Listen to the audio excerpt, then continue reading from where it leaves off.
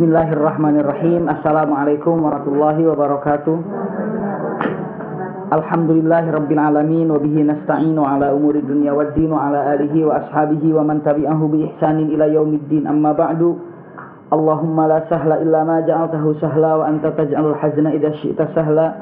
Rabbana yassirna wa la tu'assirna. Allahumma inna nas'aluka hubbaka wa hubba man yuhibbuka wa hubba amalin yuqarribuna ala hubbika bi rahmatika ya arhamar rahimin. Amin ya rabbal alamin. Akhwat yang berbahagia, ibu-ibu yang insyaallah Allah muliakan dan yang sangat kami hormati, insyaallah kita akan melanjutkan perjalanan yang selanjutnya. Setelah kita mengetahui lahirnya Rasul sallallahu alaihi wasallam, kita akan masuk ke satu judul yang disebut dengan Tufulatur Rasul sallallahu alaihi wasallam. Artinya masa kanak-kanak Rasulullah sampai masa remaja Rasulullah sallallahu alaihi wasallam. Kita sudah tahu di minggu yang lalu Rasulullah disusui oleh seorang perempuan dari Bani namanya Halimah As-Sa'diyah. Dan kita sudah tahu kenapa alasan-alasannya Rasul sallallahu alaihi wasallam harus disusukan ke orang lain. Beberapa alasan sudah disampaikan. Dan sekarang ini pun kita sudah tahu Rasulullah dikembalikan kepada pangkuan ibunya. Siapa ibunya? Aminah. Ya. Rasulullah dikembalikan ke pangkuan ibunya Aminah ketika usia 6 tahun. Usia berapa tahun? 2 tahun. Kepada ibunya 2 tahunan. Iya. Sekitar 2 tahun Rasulullah kembali ke pangkuan ibunya atau 2 tahun lebih. Berapa lama Rasulullah di pangkuan ibunya? Sampai Rasulullah usia 6 tahun. 3, 4, 5, 6. Berarti 4 tahun Rasulullah bersama ibunya. Bagaimana kehidupan Rasulullah bersama ibunya? Subhanallah, kehidupan Rasulullah bersama ibunya fi asyaddil faqr. Dalam arti kata miskin.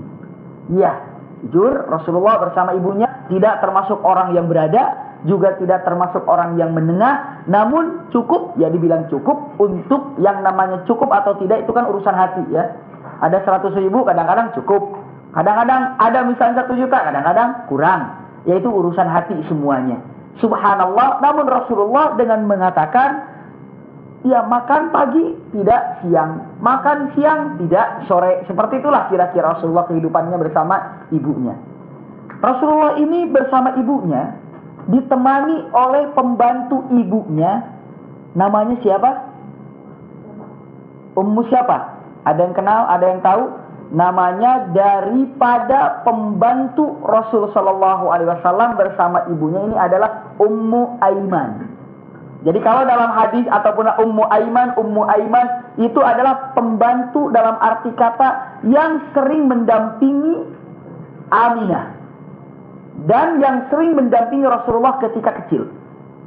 Saat Rasulullah menginjak umur 6 tahun, ibunya Rasulullah mengajak Rasulullah untuk menengok keluarga dari ibunya yang berada di kota Madinah. Subhanallah. Ini seolah-olah Allah ingin mengajarkan, kamu nanti akan ke Madinah, lihatlah olehmu situasi Madinah ini. Jadi ada bayangan, nanti kan Rasulullah akan hijrah ke mana? Ke Madinah kan? Maka dikenalkan ketika Rasulullah usia berapa tahun? 6 tahun. Subhanallah. Dipersilakan usia 6 tahun. Rasulullah berangkat sama ibunya. Diperlihatkan karena ibunya Rasulullah dibesarkan di mana? Di Madinah. Bapaknya Rasulullah dibesarkan di kota Mekkah. Kita harus tahu itu. Maka subhanallah, rahasia daripada kenapa Rasulullah 6 tahun harus berkunjung ke Madinah bukan hanya sekedar ingin tahu di mana kuburan bapaknya. Bukan itu tujuan utamanya. Walaupun alasan di dalam kitab Sirah Nabawiyah untuk apa? Berziarah ke kuburan bapaknya. Tapi sesungguhnya tujuannya bukan itu. Untuk apa? Mengenal keluarganya yang di kota Madinah. 1. Yang kedua, mengenal situasi kota Madinah. Karena nanti Rasulullah akan berangkat ke Madinah. Hijrah. Jadi Allah perkenalkan. Jadi tidak buta-buta amat gitu. Ketika nanti harus hijrah ke Madinah. Dilihat, oh Madinah begini, oh keadaannya begini. Saat Rasulullah 6 tahun. Sepulangnya Rasulullah dari kota Madinah di perjalanan, setelah ziarah ke makam bapaknya, di perjalanan tidak jauh setelah Rasulullah berziarah dari makam bapaknya, diperkenalkan ini loh kematian bapakmu, di sini kuburannya. Tidak lama sedari itu ibunya sesak nafasnya di pangkuan Rasulullah dan ibunya wafat di samping Rasulullah. Subhanallah, 6 tahun sudah diperlihatkan kematian ibunya. Rahasianya apa? Allah ingin mengajarkan kepada Rasulullah, engkau ini tidak usah terlalu sibuk memikirkan dia. Semua manusia akan mati. Sebabnya hanya Allah yang tahu. Engkau akan dididik, akan dijadikan seorang nabi dan rasul. Kematian ini satu hal yang hak, yang pasti. Lihat di depan matamu, ibumu wafat mendadak. Dalam arti kata, tidak sakitnya panjang. Hari itu sakit, hari itu wafat. Diperlihatkan, diuji, diberikan pelajaran. Ujiannya apa? Sedih. Pelajarannya apa? Kematian ini bisa menjemput kapan saja. Subhanallah. Untuk isbat, ketetapan. Dengan mengatakan, kematian itu satu hal yang harus diajarkan ketika usia Rasulullah berapa tahun? 6 tahun, Bunda. Siapa yang menggali untuk kuburan ibunya? Berdua, Rasulullah bersama Ummu Aiman. Subhanallah. Jadi, walaupun ini Rasulullah masih kecil usia 6 tahun, tapi ada beberapa pendapat para ulama minas sunnah. Kalau orang tua meninggal, yang menggali kuburnya itu siapa? Anaknya. Adakah sekarang yang menggali kubur anaknya? Menggali kubur ada khusus kan? Minimal trek ngukur, kadang-kadang nggak cuma lewat, sudah siap kuburannya. Seperti itu. Padahal ketika anaknya lahir, ibunya kasurnya aja diemplek-emplek biar enak, gitu kan? Apa dibikin ayunan biar anak itu tidur. Siapa yang menyiapkan tempat tidur anak kita ketika lahir? Ibu bapaknya kan. Sekarang ini kuburan ini tempat tidur bapaknya, ibunya. Siapa yang buat? Orang lain. Subhanallah. Jadi tolong diperhatikan juga di sini, Rasulullah menggali, lalu dimasukkan jenazah ibunya, dikubur, dilatih. Jadi betapa sedihnya Rasulullah berangkat dari Madinah bertiga, dari Mekah bertiga, pulang perjalanan hanya berdua dengan Ummu Aiman. Ketika Rasulullah sudah kehilangan ibunya, selama 4 tahun bersama ibunya tercinta, Rasulullah diambil alih asuhnya oleh siapa? Kakeknya. Siapa kakeknya? Abdul Muttalib. Siapa Abdul Muttalib ini? Abdul Muttalib ini adalah seorang yang sangat-sangat berwibawa. Orang yang dikatakan pemimpin orang Quraisy. Jadi kalau di Mekah ini, Bunda, ini indah sekali. Ada mungkin sekarang seperti di Indonesia ini, ada bagian pertahanan gitu kan, ada menteri agama, ada menteri keuangan, ada menteri kehutanan, seperti itu ya. Tapi di Mekah ini hanya 3 pada waktu itu. Ada yang bertanggung jawab untuk pertahanan. Jadi kalau ada peperangan apa, ada yang menjawab, ada yang mengatur. Itu dari kabilah siapa? Ada yang mengatur dari sistem untuk haji dan umroh. Ya, jadi kalau untuk haji, umroh, memberi makanan kepada orang haji, memberikan makanan kepada umroh, itu dipegang oleh kabilah Bani Hashim, yaitu kabilahnya daripada Rasulullah. Iya ya. Jadi subhanallah, dari dulu ini keluarga Rasulullah dari kakeknya itu khusus mengurus tentang jamaah haji. Jadi kalau jamaah haji, dia yang mengurus. Jadi subhanallah, orang yang mengurus jamaah haji, orang yang mengurus umroh, asal niatnya ikhlas mengikuti sunnah Rasul, jalan. Tapi kalau seandainya hanya mencari nafkah di sana, tujuannya besarnya mencari profitnya saja, bukan itu yang dicari. Jadi kalau seandainya ingin betul-betul, lihat Rasulullah keluarganya semuanya Sufyanul Haji. Sukyal haji, pemberi minuman kepada haji, makanan terhadap jemaah haji. Paling hebat mungkin kalau kita sebutkan ulamanya. Di Mekah pada waktu itu kakeknya Rasulullah, Abdul Muttalib. Bagaimana kedudukannya, bagaimana walahnya, bagaimana indahnya, itu bisa terlihat ketika Abdul Muttalib bertemu dengan siapa? Raja siapa kemarin saya sampaikan? Raja Yang ingin menghancurkan Ka'bah raja siapa? Raja Abraha. Abraha ya? Betul. Namrud apa Abraha? Yakin. Kalau Namrud siapa? Raja Namrud. Raja Abraha. Iya. Lihat ketika Abraha turun dari singgasananya untuk menjemput siapa? Kakeknya Rasulullah. Enak ada angin depan dikit. Enggak enak, dingin aja gitu. Oh, kan kena. Jadi ada Abraha, ada Namrud. Tapi yang sekarang kita lihat Abraha. Bunda, hebatnya Abdul Muttalib ini, wibawanya tinggi. Sampai Abdul Muttalib ini di depan Ka'bah itu ada kursi. Kursi ini khusus untuk Abdul Muttalib. Jangankan pemuka Quraisy pun, ataupun jangankan anak-anak ataupun orang-orang yang lewat di situ, pemimpin Quraisy yang lainnya pun tidak berani duduk di mana? Tidak berani duduk di kursi singgasananya Abdul Muttalib. Dia bukan raja, tapi orang sangat membawa.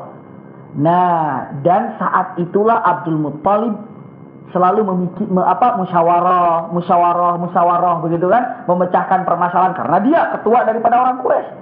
Dan saat memimpin musyawarah, Rasulullah ini selalu duduk di samping siapa? Abdul Muttalib. Saat usia 6 sampai berapa tahun? 8 tahun, karena kakeknya Rasulullah wafatnya usia 8 tahun Rasulullah. Itu 2 tahun Rasulullah diperlihatkan bagaimana kalau memimpin rapat. Bagaimana kalau berbicara dengan orang-orang yang pejabat. Siapa yang mengajarkan ini? Allah melalui siapa? Melalui gerakan-gerakannya Abdul Muttalib. Jadi jangan dikira Rasulullah ini begitu saja jadi nabi. Tidak. Rasulullah ya seorang seorang yang disebutkan politikus, iya, seorang jenderal perang, iya, seorang hakim juga, iya, seorang ulama juga, iya, seorang suami juga, iya, seorang bapak juga, iya, seorang petani juga, iya, pedagang juga, iya. Semua diborong oleh Rasulullah ini. Maka lihat, diajarkan bagaimana cara berbicara kepada orang dalam arti kata pejabat ataupun yang punya wibawa. Rasulullah melihat, oh kakeknya memimpin rapat begini. Oh kakeknya ketika memarahi orang bawahannya begini. Oh ketika kakek menghormati seseorang yang berjasa begini. Rasulullah melihat semuanya. Usia 6 sampai 8 tahun. Subhanallah. Ini persiapan Allah Subhanahu wa taala untuk dijadikan Rasulullah sebagai nabi. Bunda 8 tahun wafat kakeknya. Diambil oleh siapa sekarang ini? Pamannya Rasulullah, Abu Talib. Kakeknya Abdul Muttalib, ayahnya Rasulullah, pamannya adalah Abu Talib. Bunda, Abu Talib ini anaknya banyak. Banyak anaknya. Ada yang mengatakan anaknya itu 14, ada yang mengatakan anaknya itu 11, penting banyak. Kedudukan Abu Talib, pamannya Rasulullah, itu tidak jauh berbeda kedudukan dengan kakeknya Rasulullah. Jadi ketika kakeknya Rasulullah wafat, naiklah pamannya Abu Talib. Singgasana ini dipegang oleh Abu Talib. Tapi pun kan tidak menjamin orang pemimpin kalau jujur misalnya, ya tidak menjamin jadi kaya. Makanya Abu Talib ini termasuk orang kelas menengah ke bawah, miskin, apalagi banyak anaknya. Lihat Bunda, Rasulullah di situ sudah usia 8 tahun, menggembala kambing, menggembala sapi untuk akron. Akron itu apa? Untuk mencari uang bengolan, dalam arti kata recehan. Untuk apa? Untuk makan beliau dan keluarga Abu Talib ini. Sampai Rasulullah ini kalau orang Arab kan kalau makan, Abu Talib ini kalau memberi makan, kasih tangan yang gede, masukkan nasinya ataupun apanya, bluk ke sana. Setelah itu panggil anaknya, kur, gitu. Datang semuanya makan, lahap semuanya. Jadi satu apa? Satu tampan. Rasulullah merasa tidak enak. Usianya sudah 8 tahun ataupun sudah 10 tahun dengan mengatakan, masa saya harus berebutan dengan orang-orang yang masih kecil ataupun sebadan ataupun udahlah kasihanlah daripada orang lain nanti lapar, lebih baik saya yang lapar. Jadi Rasulullah ini ketika hujum makan, Rasulullah tidak makan, dia melihat kalau ada sisanya baru beliau makan. Maka Rasulullah ini sering setiap harinya berada dalam lapar. Jadi lihat, kenapa Rasulullah ini berada dalam kefakiran, kemiskinan? Allah didik karena nanti engkau pun akan mengalami seperti ini. Harus terbiasa. Miskin. Makan pun seperti itu. Jadi kalau makan pagi, Rasulullah diam saja. Kalau sudah selesai makannya, ada sisanya dikumpulkan Rasulullah. Baru dimakan. Maka wajar kalau seandainya makan Rasulullah ini tidak pernah ada yang tersisa kan? Selalu habis. Karena belajar dari kecil kalau Rasulullah itu menghabiskan bekas-bekas orang. Tapi jangan lagi parasman, saya nggak makan, cari yang bekas aja. Ini bekas, ini bekas, ini bekas. Jangan seperti itu. Tapi bunda, makannya bagaimana? Makannya minimal secukupnya, habiskan. Harus sampai bersih, insya Allah. Itulah keadaan Rasulullah, ya kan? Jadi kalau tahu misalnya, pernah nggak dengar, oh tidak bagus kalau makan disisakan, harus bersih. Pernah dengar itu ya? Iya. Iya, dari kecil mengatakan seperti itu. Tapi alhamdulillah mungkin sekarang baru tahu sejak kapan Rasulullah belajar seperti itu. Sejak usia 8 tahun Rasulullah ini sudah makan yang sisa-sisa mubazir, dimakan sama beliau. Sisanya, subhanallah. Ini baru seperti ini baru. Makanya kalau mau anak-anak kan mau belajar, kadang-kadang saya begini, kita mau misalnya beli es krim gitu kan, mau beli es krim, anak juga mau beli es krim. Kalau beli dua, misalnya kan nanti takut nggak habis. Akhirnya kita mengalah kan. Kalau anak bekas kita nggak mau, kita beliin dulu, tunggu aja sampai dia kalau nggak habis, ya baru kita ambil. Kadang-kadang kalau makan di mana gitu ya, apa di mana misalnya. Kalau makan, apalagi yang ngambil-ngambil, kita cuma nasinya aja. Lauknya tunggu dari anak-anak. Jadi yang penting kita bawa gratis-gratis aja dulu. Kangkung gitu kan, eceng gitu. Tunggu aja dulu itu. Setelah anaknya habis, ambil kepalanya, ambil ininya, habis semuanya. Iya, teori seperti itu. Ya, misalnya, emang semuanya pengalaman kita sayang gitu kan. Ambil itu, ambil ini. Nah, subhanallah Rasulullah sudah mulai seperti itu. Sejak kecil bunda. Subhanallah, mari kita saksikan pengalaman yang sangat indah ketika usia Rasulullah 12 tahun. Kan dia sudah mengembala 8, 9, 10, 11, 12. Karena minas sunnah, Rasulullah mengatakan ma min nabiyyin illa wara'ahul ghanam. Tidak ada seorang nabi pun yang Allah utus ke muka bumi ini kecuali dia menggembala, pernah menggembala. Semua nabi, tidak ada kecuali semuanya pernah menggembala. Nabi siapa? Semuanya. Karena Rasulullah mengatakan tidak ada satu nabi pun yang Allah utus ke muka bumi ini kecuali semuanya pernah menggembala. Punten pernah nggak menggembala? Alhamdulillah, enak bunda kalau menggembala. Kebetulan kita dulu punya punya kambing, bukan punya saya, punya pesantren. Ya kita gembalain gitu kan. Oh asik kalau gembala itu. Top aja pokoknya nama menggembala. Kenapa? Bunda, subhanallah, itu saya ada kisah sedikit gitu ya. Di pesantren kita ini mungkin tertua di Jawa Barat, 1917 berdirinya. Sudah lama pesantren itu. Itu subhanallah, kakek rahimahullah, anak-anak itu dididik oleh mereka menembak. Tembak-tembakan. Dulu pakai ketepel. Harus tepat, belajar semuanya. Terus dididik berenang.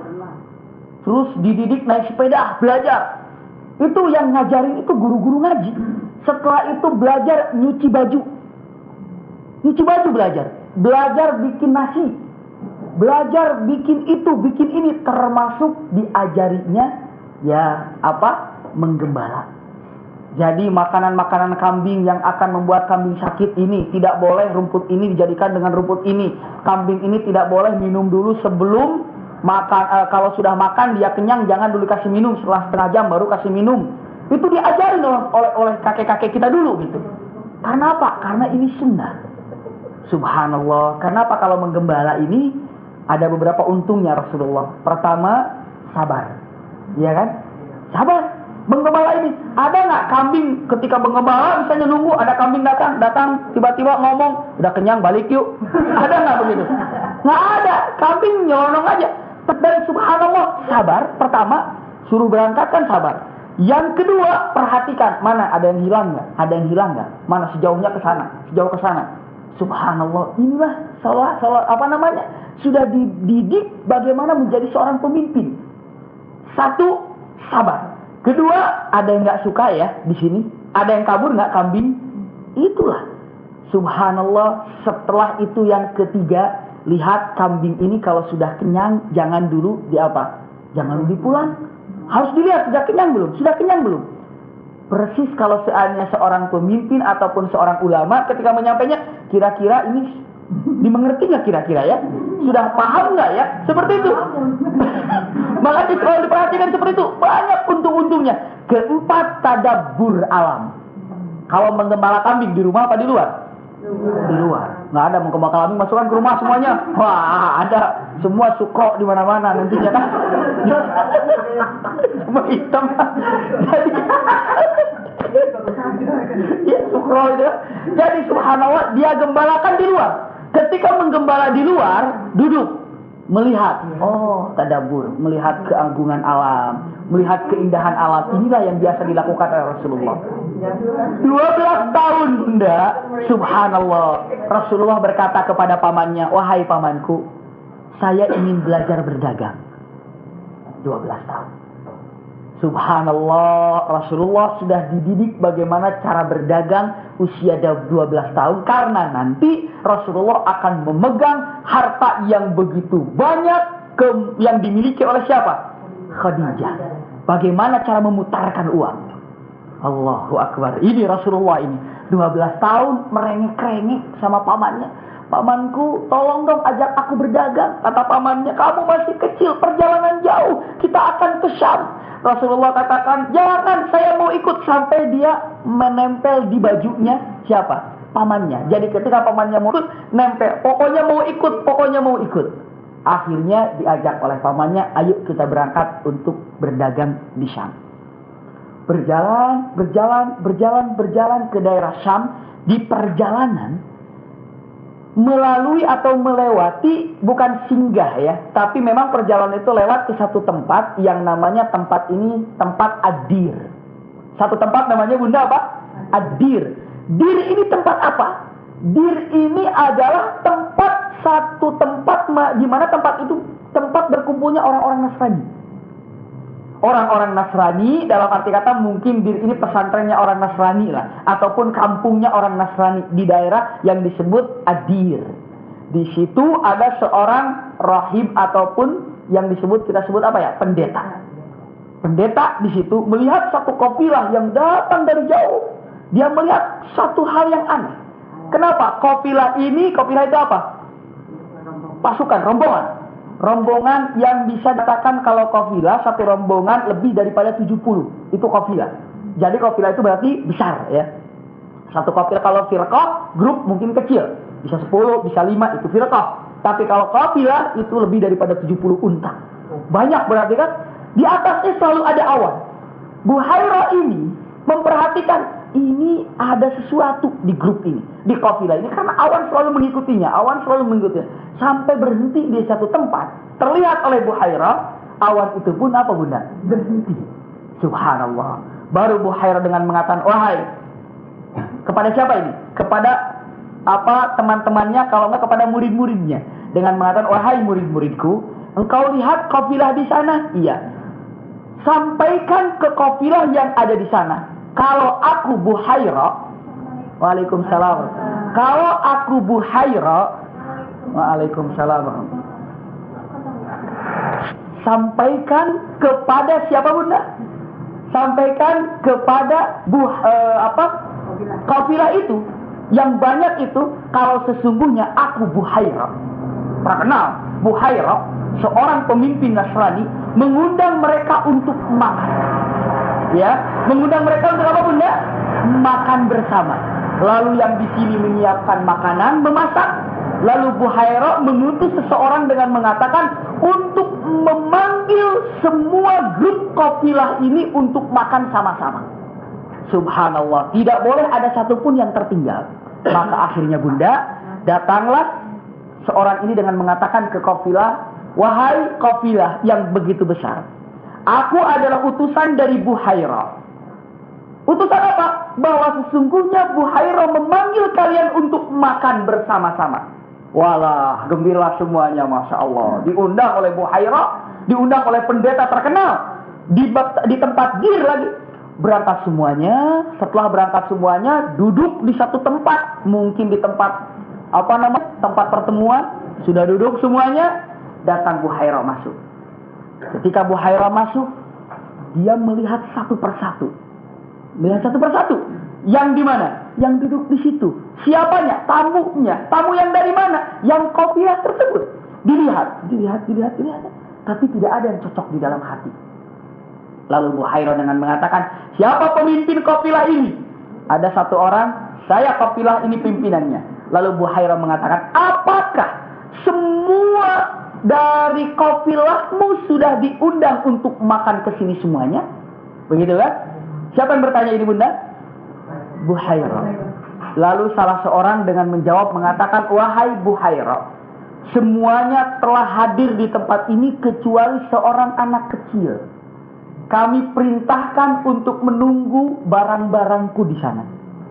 Maka Buhairah agak sedikit marah dengan mengatakan, alam aqulu lakum an ta'tuna kullukum?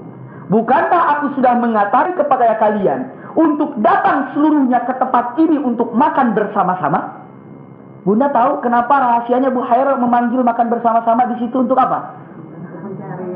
Untuk mencari siapa yang ada awan di atasnya itu. Untuk mencari itu rahasianya, bukan hanya untuk makan-makan biar kenyang pulang lagi, bukan.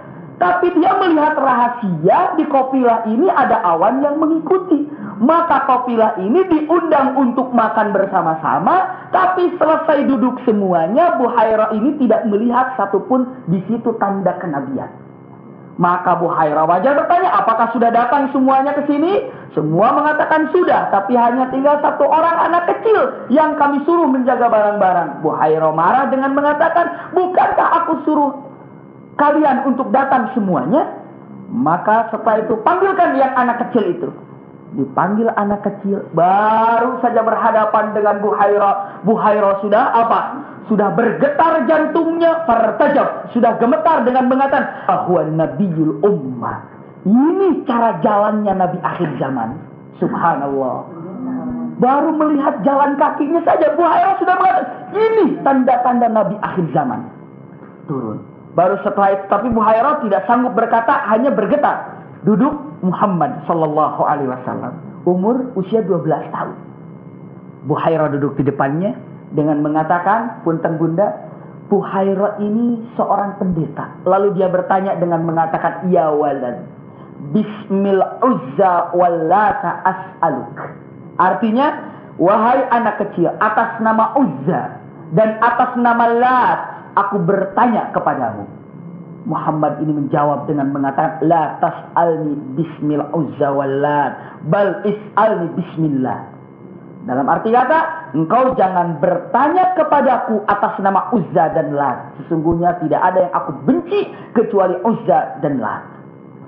Bertanyalah kepadaku atas nama Allah. Buhairah dalam hatinya, memang di dalam Injil seorang nabi ini tidak pantas untuk menyukai apalagi menyembah Uzza, Lata, Manat, Yaghut, Ya'uq, Nasar, Siwa dan selanjutnya. Nama-nama apa yang saya sebutkan? Nama-nama patung. Lalu dengan mengatakan, luar biasa, anak ini 12 tahun sudah mengatakan, tanya saya atas nama Allah. Maka dengan mengatakan, as'aluka billah, aku akan tanya atas nama Allah. Siapa namamu? Ismi Muhammad.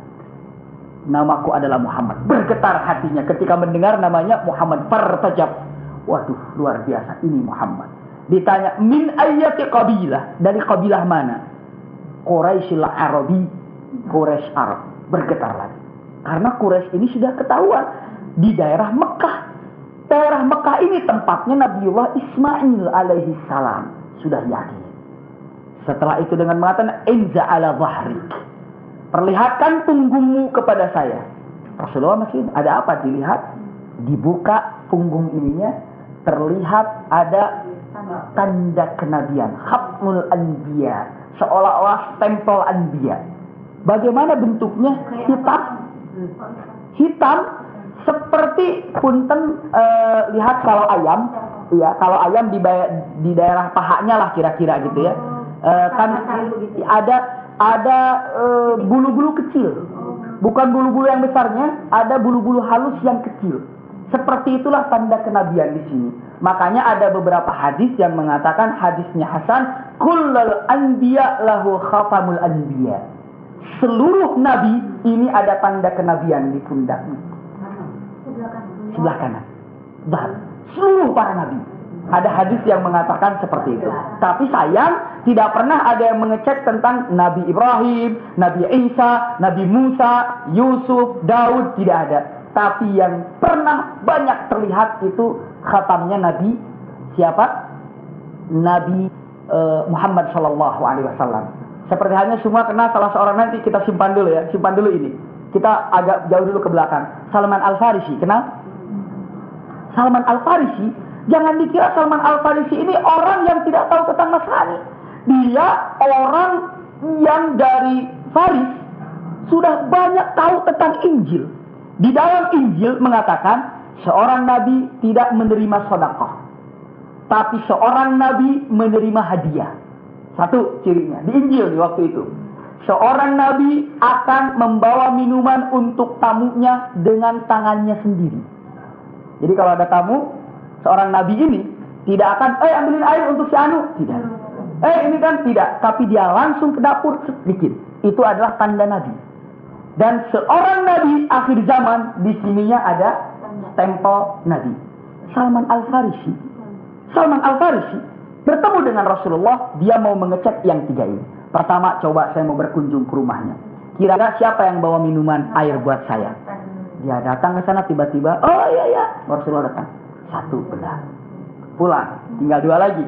Yang kedua, beliau datang dengan mengatakan, apa? Yang kedua ini saya mau membawa sedekah. Ya Muhammad, belum Islam Salman Al-Farisi. Ya Muhammad, ini ada sedekah buat Anda. Salman memberikan sedekah. Rasulullah mengatakan, fa inilah aqbalu sedekah. Saya tidak menerima sedekah. Kalau gitu sedekah ini saya sedekahkan lagi ya kepada si fulan disedekahkan. Benar. Besoknya lagi dia membawa hadiah dengan, ya Muhammad, ini adalah hadiah dari saya. Rasulullah mengatakan, fa innal hadaya qubiltu. Kalau hadiah aku terima. Hari keempat dia bingung mau melihat apa. Umumnya bagaimana melihat tandanya? Beliau duduk mengatakan, Rasulullah datang, Salman, bagaimana kabarnya? Sehat ya Muhammad, iya. Nih, kamu mau lihat ini kan? Nih, lihat nih. Tidak dia minta dari apa, Rasulullah sudah tahu melalui wahyunya. Kalau kedatangan Salman yang keempat sesungguhnya minta diperlihatkan ini. Tapi bagaimana mau bicara? Makanya Salman pas duduk, Rasulullah datang. Kefahar kayak Salman, bagaimana kabarnya Salman? Baik ya Muhammad. Sebentar, kamu mau lihat ini kan? Tuh lihat tuh. Percaya sekarang? Jawabannya asyhadu an la ilaha illallah wa asyhadu anna Muhammadar Rasulullah. Masuk Salman Al-Farisi. Disitulah masuknya Salman Al-Farisi Islam. Subhanallah. Masih kenal lagi Abdullah bin Salam? Abdullah bin Salam ini adalah seorang pemegang Taurat yang kuat. Bukan pemegang Injil lagi ya, Taurat yang cukup lama. Dia melihat di Taurat ini, dia paham benar tentang Taurat. Di dalam Taurat ini, subhanallah, di dalam Taurat ini diperlihatkan tanda-tanda kenabian. Di antaranya, tanyakan kepada seorang nabi tentang ruh. Apabila dia mengatakan tidak tahu tentang ruh, itulah nabi. Tanyakan kepada nabi bahwa kalimat apa yang paling agung? Jawabannya kalimat la ilaha illallah. Yang selanjutnya, tanyakan kepada nabi apa yang diucapkan apabila mendapatkan musibah. Di dalam Taurat jawabannya, katakanlah innalillahi wa inna ilaihi raji'un. Begitu kan? Tanyakan kepada nabi dengan pertanyaannya apa? Pertanyaannya, apakah nabi-nabi yang selanjutnya juga menyampaikan tentang la ilaha illallah? Begitulah kira-kira. Dan lihat daripada perkataannya selalu jujur, kelakuannya selalu benar, itu akhlaknya semuanya. Nah, Abdullah bin Salam ketika mendengar Muhammad datang ke mana? Ke Madinah. Beliau siapkan pertanyaan dengan anaknya sibuk. Anaknya dengan istrinya. Dengan mengatakan, mungkin begini bahasanya. Wahai istriku, anakku, sebentar lagi Muhammad datang. Memangnya kenapa? Aku tahu yang namanya seorang nabi itu aku tahu. Kenapa? Nih, aku hafal benar Taurat. Jadi aku akan tulis beberapa pertanyaan untuk saya tanyakan kepada Muhammad. Apabila jawabannya seperti ini, dia Nabi dan kita akan bersyahadat.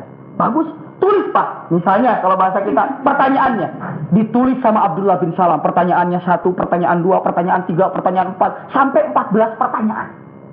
Disimpanlah pertanyaan ini, dibawa sama dia. Ketemu dengan Rasulullah. Pas ketemu dengan Rasulullah mengatakan, Abdullah bin Salam. Langsung dia menegur, bagaimana kabarmu? Dengan mengatakan, baik. Setelah itu anaknya nunggu bapaknya mau bertanya kan? Istrinya nunggu anaknya mau bertanya kan? Baik, baik ya Muhammad, baik. Mematap tanpa berkedip Abdullah bin Salam. Mematap. Setelah itu, ada apa Abdullah bin Salam? Dia mengatakan, asyhadu an la ilaha illallah wa asyhadu anna Muhammadar Rasulullah. Kata anaknya, Pak, belum ditanya Pak. Kata bapaknya, aku lihat wajahnya, wajah jujur. Aku lihat wajahnya, wajah tidak berbohong. Apa yang harus tanyakan? Aku nggak perlu dengan pertanyaan ini. Subhanallah, lihat. Abdullah bin Salam, seorang pemuka orang Yahudi, melihat wajah Rasulullah, pertanyaan sudah dibawa, melihat, terpesona. Ada apa engkau Abdullah bin Salam? Asyhadu an la ilaha illallah. Selesai anaknya, Pak, kenapa tidak ditanya? Ibunya, Pak, tanya dulu dong. Kamu tidak lihat wajahnya ini wajah jujur? Apa yang harus dipertanyakan? Ini sudah yakin Muhammad Rasulullah. Subhanallah.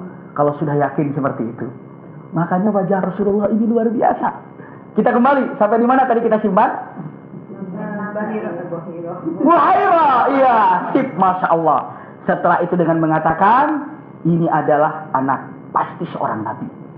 Lalu Buhairah ini berdiri dengan mengatakan kepada kafilah yang hadir, ya kafilah Arab, wahai kafilah yang datang dari Arab ini, yang 70 kafilah ini, dengan mengatakan, man mas'ulu hadzal walad.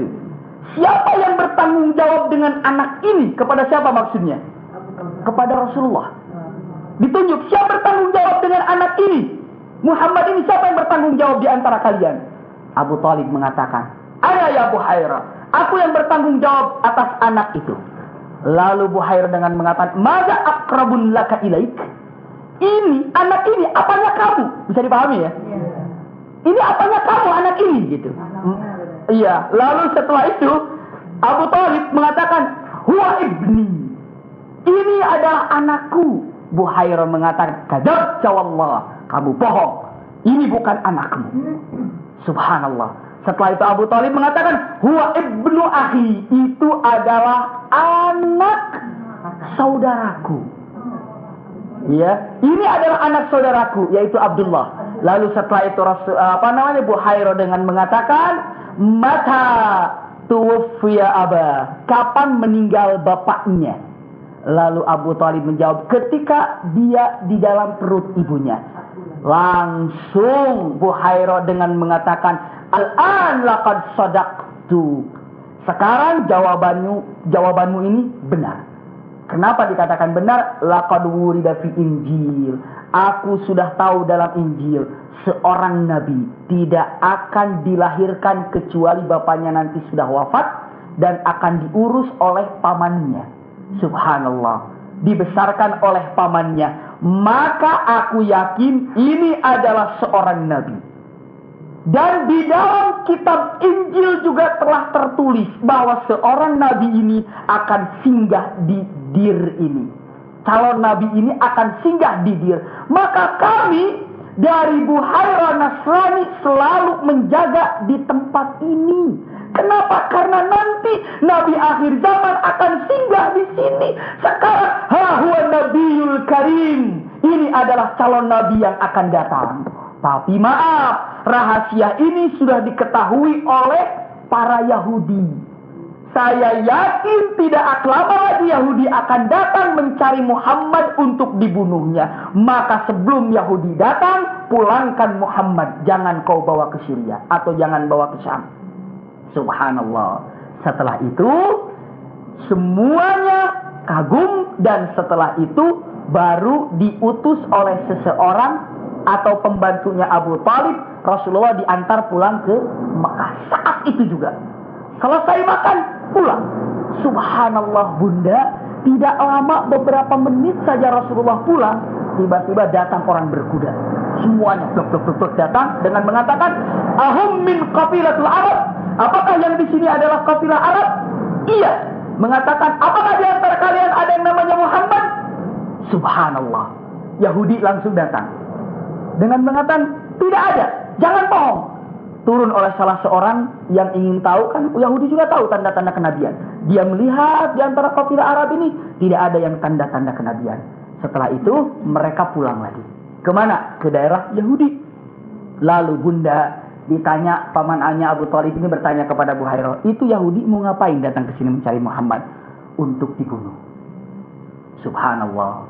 Jadi pada saat itu Rasulullah seolah-olah secara syariat diselamatkan oleh seorang Buhairah. Tapi Buhairahnya Buhairah yang ala millati Ibrahim, mengikuti daripada Isa dan Ibrahim dan Musa, dalam arti kata tidak menduakan Allah.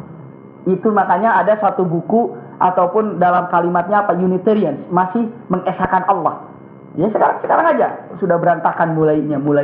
Zaman Rasulullah masih kuat, Nasrani itu masih bagus.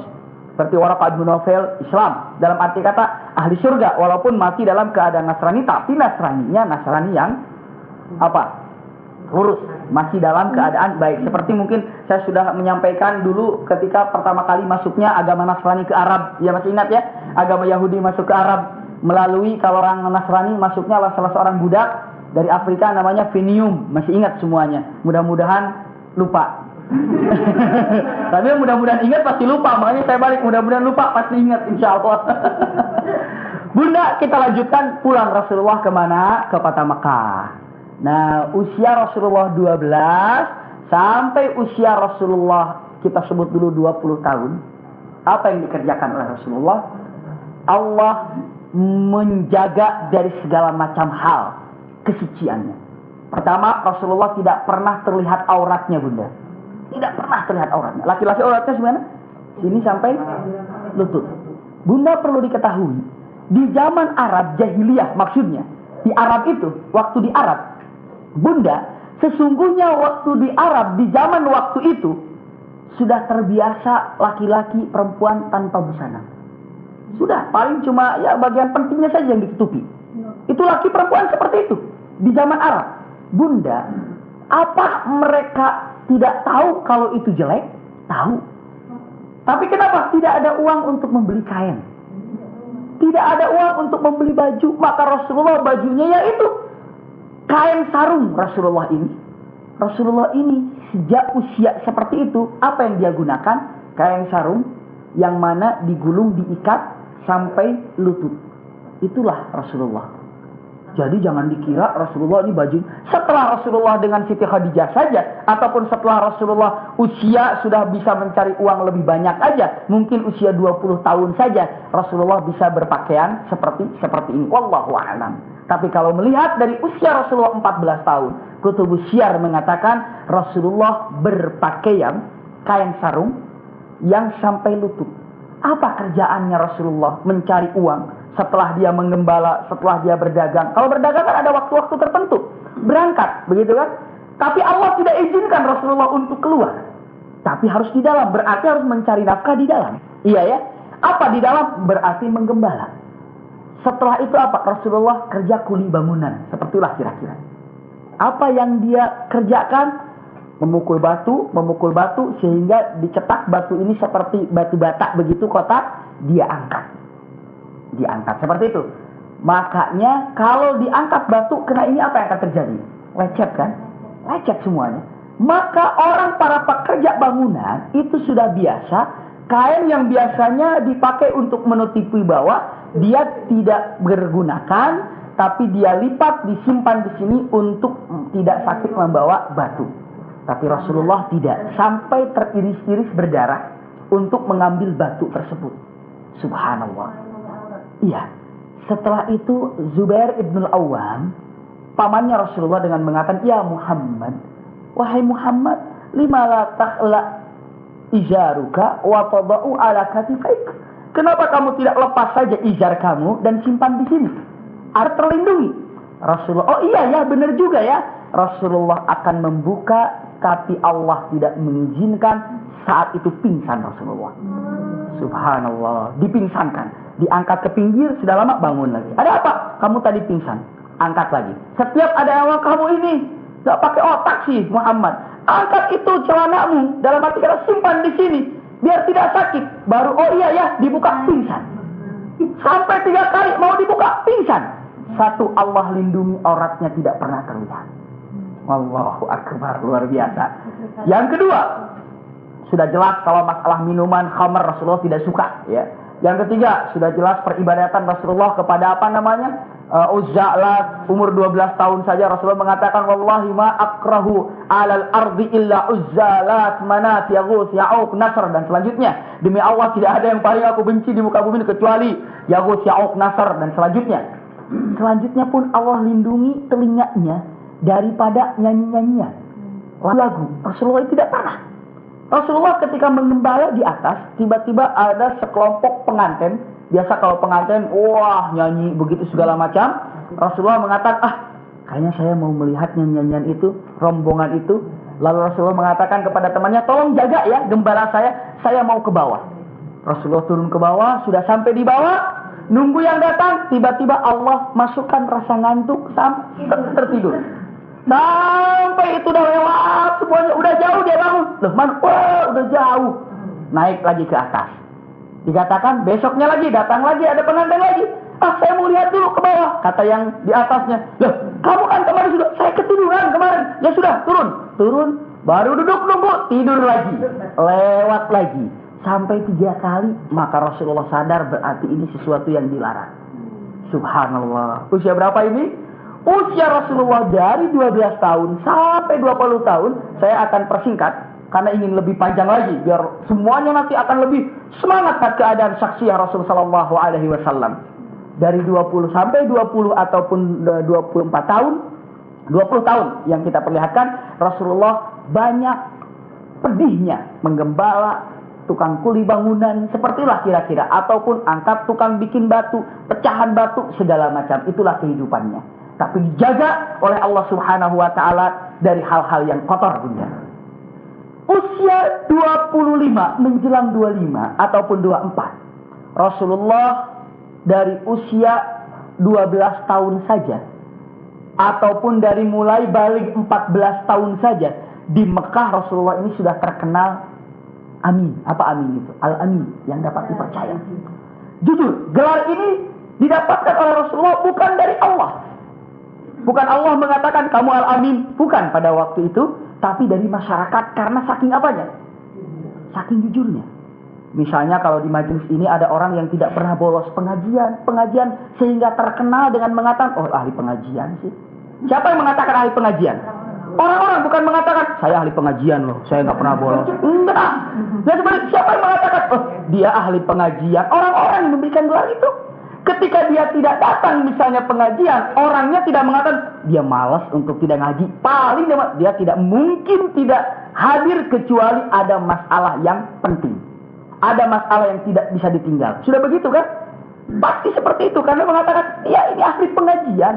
Yang memberikan gelarnya bukan ditempel ahli pengajian, tidak. Tapi memang dia ini selalu hadir. Rasulullah ini karena selalu jujur perilakunya, akhlaknya baik, perilakunya sangat terpuji. Maka Bunda semua mengatakan Muhammad ini adalah memang orang terpuji. Artinya Muhammad terpuji kan? Dan jujur. Gelar ini disandang ketika beliau masih kecil. Sampai usia 24 tahun. Dengan mengatakan, apakah Rasulullah ini Muhammad ini terkenal kejujurannya sampai di Jazirah Arab?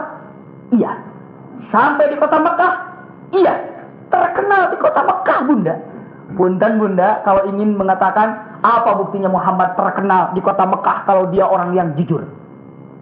Subhanallah, kalau seandainya di Cinere ini terkenal ada orang yang jujur gitu ya. Lebih baik daripada terkenal ada orang yang pintar. Pintar nggak jujur, buat apa? Tapi orang yang jujur itu yang paling hebat. Rasulullah gelarnya Al-Amin. Bunda, lihat. Di usia Rasulullah 24 menjelang 25, ada seorang perempuan janda. Kaya, cantik, berwibawa. Siapa namanya perempuan ini? Siapa? Khadijah. Silakan minum dulu. Istirahat dulu sebentar.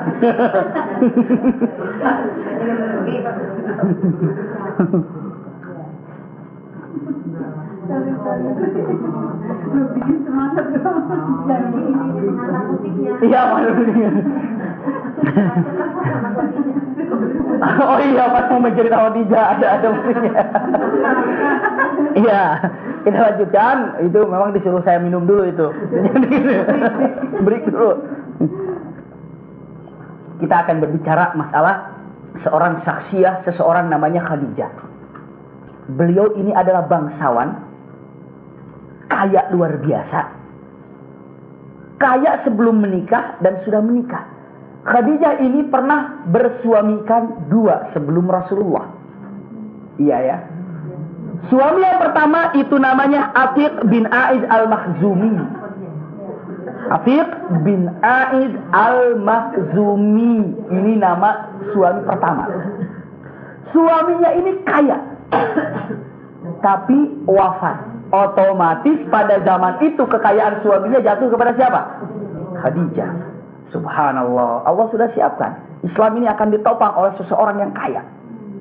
Selanjutnya, Rasulullah punten Khadijah pun setelah wafat Atiq al-Makhzumi menikah dengan seorang laki-laki, Abahalah. Siapa orang ini? Juga orang kaya. Abahalah At-Tamimi, juga orang kaya. Wafat pula Abahalah, kekayaannya jatuh kepada Khadijah. 2 orang kaya jatuh harganya ke seorang perempuan yang luar biasa cerdik, pintar, berwibawa, namanya Khadijah. Subhanallah bunda. Luar biasa. Khadijah ini ketika suami pertama wafat, terpukul hatinya ya. Ada trauma sedikit untuk tidak menikah lagi. Wafat lagi suami yang kedua, dia mengatakan, sudah saya tidak akan menikah lagi. Titik. Kenapa? Trauma. Sudah 2 kali punya suami, meninggal lagi, saya sudah tidak mau menikah lagi. Sehingga wajar. Orang-orang bangsawan Yaman, bangsawan bunda, orang-orang terkenal di Yaman, para saudagar, para orang-orang kaya datang meminang Khadijah. Khadijah mengatakan, maaf, saya tidak akan menikah lagi. Datang lagi saudagar-saudagar Arab, orang-orang terkaya di Arab, orang Mekah sendiri pun ditolak. Cantik iya.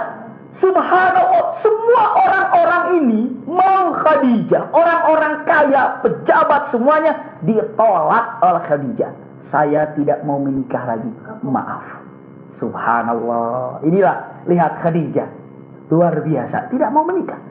Dan Khadijah ini tidak mau selingkuh di rumah saja kerjaannya. Namun hartanya diwakilkan, atau mungkin zaman sekarang ada sekretarisnya.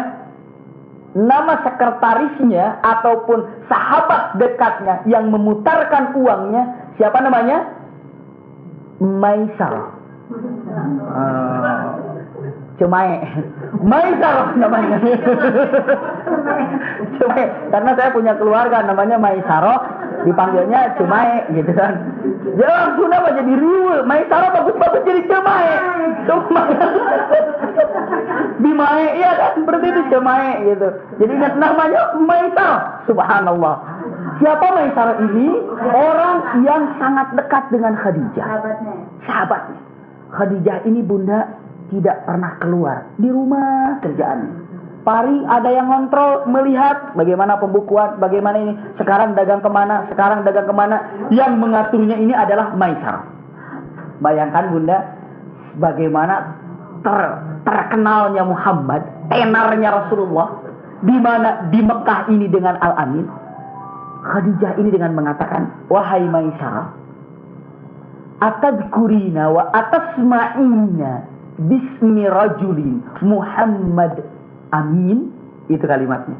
Maisarah, kita kan sudah lama berdagang ini. Bukan, apakah engkau pernah mendengar yang dibicarakan orang? Termasuk saya tahu. Saya yang tidak pernah keluar saja tahu. Saya yang tidak pernah keluar saja tahu kalau di Mekah ini ada seorang laki-laki yang namanya Muhammad Al-Amin. Muhammad yang dapat dipercaya. Kamu pernah dengar nggak orang itu? Ini pertama kalinya ini. Subhanallah. Maisyarah mengatakan, oh, siapa yang tidak kenal dengan Muhammad Al-Amin? Semua kenal Muhammad ini yang dapat dipercaya. Bunda, ketenaran Rasulullah, keterkenalan Rasulullah, Khadijah saja tahu yang tidak pernah tahu keluar. Subhanallah. Itu dulu, sekarang ada infotainment. Aduh. Selebriti. Terkenal. Coba, saya mau ngomong gitu keduluan. Wah, itu kacau. Mau ngomong ke sana, udah duluan ya, udah nggak apa-apa lah buat ibu itu mah. Bunda, setelah itu apa yang terjadi? Aku waktu, ini juga lagi. Mana lupa tadi. Dulu, bentar. Nah,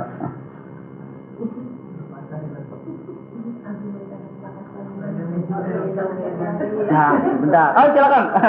Sekarang saya kasih kesempatan untuk minum.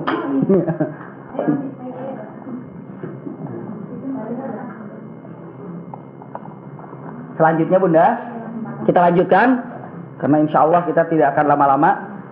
Kita langsung terus ke depan gitu ya. Selanjutnya Maisyarah jadinya. Maisyarah ini adalah Cuma ini subhanallah. Akhirnya Khadijah mengatakan, kamu tahu nggak yang namanya Muhammad yang terkenal Amin ini dapat dipercaya? Ya, semua orang tahu. Siapa yang tidak mengenal dengan Muhammad? Kalau begitu, mau nggak kira-kira ya menjaga hartaku ini untuk diputarkan berdagang ke daerah Syam ataupun ke Syria? Coba dihubungi. Masuk. Ya, Khadijah yang menyuruh kepada Maisyarah. Akhirnya Maisyarah datang, belum ketemu nih. Khadijah dengan Rasulullah belum ketemu. Datang dengan mengatakan, wahai Maisyarah, bicaralah kepada Muhammad. Datang, Muhammad, saya adalah orang kepercayaan Khadijah. Rasulullah, wah, senang sekali Rasulullah dipercaya oleh Khadijah. Kaya, baik, luar biasa Rasul. Waduh, mulai nih kehidupannya dipercaya oleh orang apa? Pejabat, iya kan? Oleh siapa? Terkaya, Khadijah. Benarkah? Iya. Kemana? Dagang ke Syam. Berangkat ke daerah Syam. Akhirnya Rasulullah siap. Oke, gitu kan? Berangkat ke Syam, di perjalanan berhenti di satu tempat pada waktu Rasulullah usia berapa tahun? 12 tahun. Masih ingat 12 tahun? Yang waktu kapan saya sampaikan? Tadi, iya. Waktu tadi saya sampaikan 12 tahun, kayaknya udah lama. Aduh. Udah berapa minum kali gitu kan? 12 tahun. Dan di situ pun ada Buhairah, tapi Buhairahnya bukan Buhairah yang baru. Karena dalam Injil disebutkan bahwa Muhammad Rasulullah ini tinggal 2 kali di Dir ini. Maka kali yang pertama oleh Buhairah yang dulu, kali yang kedua ini Buhairah yang sekarang ini. Baru melihat satu kafilah pun diikuti oleh awan. Setelah itu Buhairah langsung dengan sendirinya berjalan. Kebetulan kafilah ini berhenti, Buhairah masuk sana. Dan subhanallah, Rasulullah karena panas, berjalan Rasulullah agak jauh sedikit. Dan Rasulullah duduk di mana? Duduk di bawah pohon yang sangat rindang. Subhanallah, lalu Buhairah datang dengan mengatakan, Man ma'ahadar rajul. Siapa di antara kalian yang menyertai laki-laki yang duduk di sana? Lalu Maisyarah mengatakan, Ana ya Buhairah. Saya wahai pendeta, aku yang bersama dengan laki-laki itu. Baru dengan mengatakan, kamu apanya dia? Takut istrinya, begitu kan? Karena istrinya pun tidak pernah keluar di dalam Injil. Lalu mengatakan, aku adalah pembantunya Khadijah yang memiliki harta. Dan harta ini aku putarkan, sekarang aku bersama dia untuk berdagang. Lalu Buhairah mengatakan, Sadaqati, sekarang aku percaya. Memang begitu di dalam Injil. Udah jelas Injil semua mengatakan. Setelah itu baru mengatakan Buhairah ini, ya Maisyarah, kamu tahu nggak laki-laki itu? Iya. Siapa namanya? Muhammad. Sadaqti, benar. Dalam Injil pun begitu. Setelah itu, kenapa memangnya Buhairah? Sesungguhnya dia adalah calon nabi. Maisyarah, memangnya kenapa? Lihat. Ketika engkau berjalan, apakah engkau merasa kepanasan? Tidak. Di atasmu ada awan karena kau bersama Muhammad. 1. Iya. Yang kedua, Buhairah mengatakan, kamu lihat pohon itu? Iya, aku lihat pohon itu. Ada yang aneh tidak di pohon itu? Dilihat. Iya, baru diperhatikan aneh. Apa yang kau lihat, Maisarah? Ternyata gusun. Gusun itu ranting, cabang. Ketika Rasulullah duduk di posisi ini, cabangnya semuanya merunduk ke sana. Seolah-olah setiap cabang itu berebut untuk menutupi Rasulullah. Semuanya melengkung ke hadapan Rasulullah. Lihat. Semua cabang saja, gusun saja, semuanya merunduk merapat ke Rasulullah. Subhanallah. Baru Maisarah berdecak kagum. Setelah Rasulullah berangkat, tiba-tiba gusun ini kembali lagi posisi semula. Iya, formasinya seperti semula lagi. Setelah itu berangkat, datang ke Syam, berdagang. Maisarah ujung-ujungnya tidak sibuk dengan berdagang, sibuk memperhatikan Muhammad. Bagaimana dia berdagang? Dengan jujur, dengan kalimat yang baik, dengan kalimat yang luar biasa, sopan. Sehingga yang biasanya di situ harus tinggal 1 bulan, 1 minggu barangnya habis. Kepandaian Rasulullah berdagang. Setelah itu Maisarah, ayo kita pulang ke Mekah. Kata Rasulullah, tunggu. Kita beli barang-barang yang bisa laku selama kita akan lewat di mana saja. Kita akan lewat di daerah ini, di daerah ini, di daerah ini. Di daerah ini apa yang paling laku? Ambil dari situ. Dari mana? Dari Syam. Daerah ini apa yang laku? Ambil ini, beli. Di daerah Mekah apa yang paling laku? Ini, dia beli. Jadi barangnya itu dia beli di Syam. Selama di perjalanan berdagang di sini habis, berdagang di sini habis, sampai kota Mekah habis. Sampai Khadijah mengatakan diberikan uangnya. Untungnya Khadijah mengatakan paling besar berkali-kali lipat keuntungannya daripada seorang yang jujur, pintar, Muhammad sallallahu alaihi wasallam. Kamu Khadijah, selama aku berdagang menyuruh siapapun tidak pernah seuntung ini. Maka bonusnya pun besar kepada Rasulullah. Tapi belum bertemu dengan Muhammad Khadijah. Setelah itu bertanya, mungkin kepikiran Khadijah ini, wahai Maisarah, bagaimana sih Muhammad itu berdagangnya? Baru Maisarah, wah orangnya baik, orangnya begini. Disitulah ranjau-ranjau masuk kepada Khadijah. Dilanjutin. Ada hal-hal yang masuk ke dalam hatinya. Mulai Khadijah ser. Penasaran laki-laki ini siapa? Laki-laki ini dari mana? Laki-laki ini jujurnya bagaimana? Hebatnya bagaimana? Sehingga Bunda Khadijah dalam kesendirian, Maisarah, kapan berdagang lagi bersama Muhammad? Selalu bertanya Muhammad. Sangat berkesan sekali dengan kebaikannya. Baru dengan mengatakan, ya Khadijah, Maisarah pintar. Khadijah, apa kamu gak mau menikah lagi? Khadijah mengatakan, memangnya kalau kamu menyuruh saya menikah, siapa pendapatmu yang pantas dengan saya? Maisarah mengatakan, kayaknya ya Muhammad. Khadijah mengatakan, waduh enak saja Muhammad. Orangnya Muhammad itu jujur. Muhammad ini terkenal di Mekah orang jujur, pintar, muda lagi. Aku ini janda. 2 kali lagi nikahnya. Tapi Maisarah mengatakan, saya tidak nanya itu, mau tidak? Begitu. Lalu Khadijah mengatakan, ya kalau dia mau, tapi saya minder, kata Khadijah. Ya bagus, kalau mau dabbirli amr. Artinya berikan masalah ini kepada saya. Nah, setelah itu baru Maisarah datang. Ya, comblangnya Maisarah datang, tapi tidak langsung kepada Rasulullah, namun datangnya kepada temannya, keluarganya Rasulullah. Namanya siapa? Nafisah.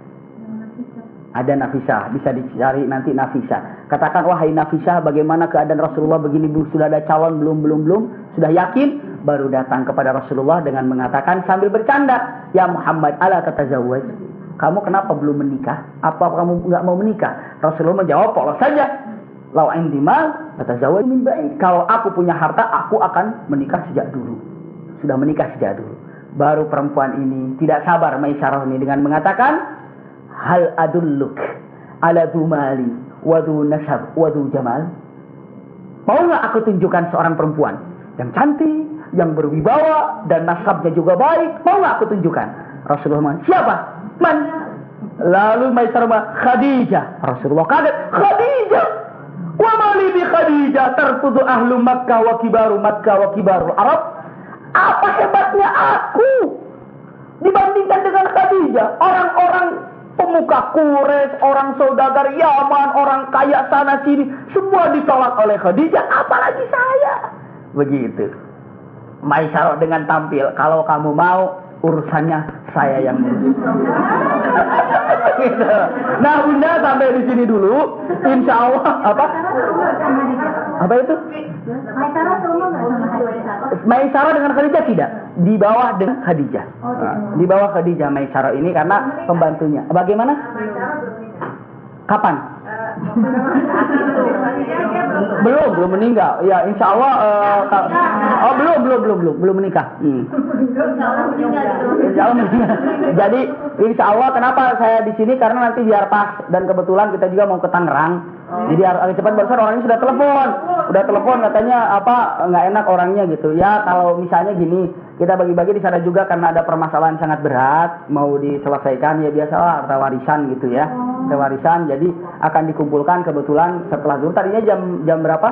Jam 2, tapi mungkin biar lebih cepat urusannya kita akan selesaikan. Ya mudah-mudahan aja lah isinya ya urusan ininya, masalah urusan warisannya bisa selesai, karena kalau tidak bayangkan aja sebesar itu gitu, Villa Ilhami kan gede banget gitu ya, besar sekali itu Villa Ilhami. Katanya sebesar apa saya nggak tahu, tapi di situ lagi ada permasalahan, padahal villanya Islami ya, Ilhami Islam, tapi ya nggak, ya begitulah kalau lagi bentrok masalah gitu. Tapi mudah-mudahan semuanya bisa selesai masalah ini. Kita pun akan berkunjung ke sana semuanya. Jadi insya Allah Bunda, hari ini kita selesai bahwa Rasulullah ini bagaimana Rasulullah menikahnya, apakah dalam keislaman atau tidak, itu ya. Selanjutnya setelah menikah bagaimana wahyu pertama, dan setelah itu bagaimana Rasulullah indahnya dengan Khadijah, setelah itu bagaimana Rasulullah menyebarkan dengan rahasia, bagaimana cobaannya. Nanti Rasulullah hijrah, insya Allah kita akan bertemu lagi di minggu yang akan datang. Jazakumullah khair ala husni istimaikum. Syukran. Selesai umrah, waduh luar biasa. Nanti kita sama-sama melihat bagaimana keadaannya gitu. Makanya kenapa kita sebutkan di sana, mungkin ada yang pernah bukan apa-apa ya, silahkan mau umroh dengan siapa saja, tapi sengaja kita perjalanan Mekah Madinah itu memang tidak pakai pesawat, karena di situ ingin ditunjukkan inilah Bi'ru Tufla, ini yang disebut tempat Ummu Ma'bad, ini tempatnya di Anu. Jadi ada beberapa yang hilang kalau lewat pesawat, tidak enak gitu ya. Terus selanjutnya mungkin di setiap hari, setiap sore itu kita kasih tahu, kalau di Madinah ya tentang Madinah, tentang Rasulullah semuanya. Di Mekah ya tentang Mekah semuanya, karena Mekah ini banyak hal-hal yang perlu diketahui. Makanya ketika nanti disampaikan, oh iya ya, minimal kalau sudah tahu dasarnya umroh bersama siapapun minimal tahu, oh ini ya, oh bener ya, oh begitu ya, oh begini ya. Jadi jujur ketika saya pun tidak pernah mempelajari sirah Nabawiyah, ketika datang ke makam Rasulullah ke Nabawi, itu nggak ada sama sekali greget. Salam itu ya salam aja, salam aja. Tapi setelah mempelajari sirah Nabawiyah, melihat kubahnya yang hijau itu, sudah begitu ya, nangis seperti. Jazakumullah khair, terima kasih banyak. Syukran ala husni istimaikum. Assalamualaikum warahmatullahi wabarakatuh. Kita sama-sama membaca kafaratul majlis. Subhanakallahumma bihamdika asyhadu an la ilaha illa anta astaghfiruka wa atubu ilaik.